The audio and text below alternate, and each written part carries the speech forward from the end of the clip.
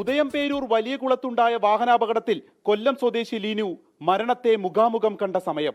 ചോരയിൽ കുളിച്ച് ശ്വാസം കിട്ടാതെ പിടയുന്ന ആ യുവാവിനെ രക്ഷിക്കാൻ അവിചാരിതമായി അവിടെ എത്തിയ 3 ഡോക്ടർമാർ ഒരുപോലെ പരിശ്രമിച്ചു.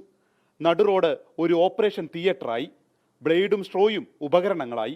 നടന്നത് സമാനതകളില്ലാത്ത ഒരു ജീവൻ രക്ഷാ പ്രവർത്തനം. സാറ് തന്നെ പറഞ്ഞു, നമ്മൾ അവിടെ നിന്ന് തന്നെ തീരുമാനം എടുത്തു.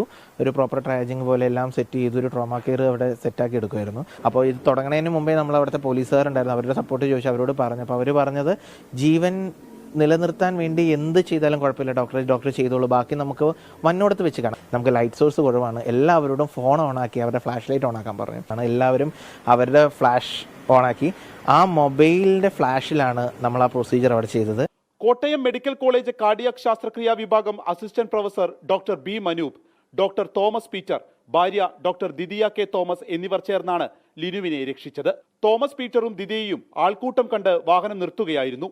ഡോക്ടർ മനൂപ് ശ്വാസതടസ്സം അനുഭവപ്പെടുന്ന ലിനുവിനെ രക്ഷിക്കാൻ ശ്രമിക്കുന്നതിനൊപ്പം അവരും ചേർന്നു. അങ്ങനെ ഒരു ഡിസിഷൻ എടുക്കാൻ കാരണം ഡോക്ടർ മനൂപ് തന്നെയാണ്. പേഷ്യന്റിന് മരണത്തിലേക്കുള്ള സാധ്യത വളരെ അടുത്താണ് നിൽക്കുന്നത്.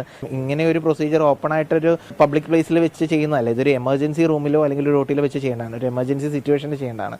അപ്പോൾ ഇതിൽ പല ക്രിറ്റിസിസം ഉണ്ടാവും. അടിയന്തര ചികിത്സ നൽകി ഉടൻ തന്നെ വെൽകെയർ ആശുപത്രിയിലേക്ക് മാറ്റി. ഡോക്ടേഴ്സിന് എല്ലാ തരത്തിലുള്ള സഹായവുമായി നാട്ടുകാരും ഉദയംപേരൂർ പോലീസും കൂടെ നിന്നു. ഇത് കേരള മോഡൽ. നമ്മുടെ ആരോഗ്യ മേഖലയ്ക്ക് അഭിമാന നിമിഷവും.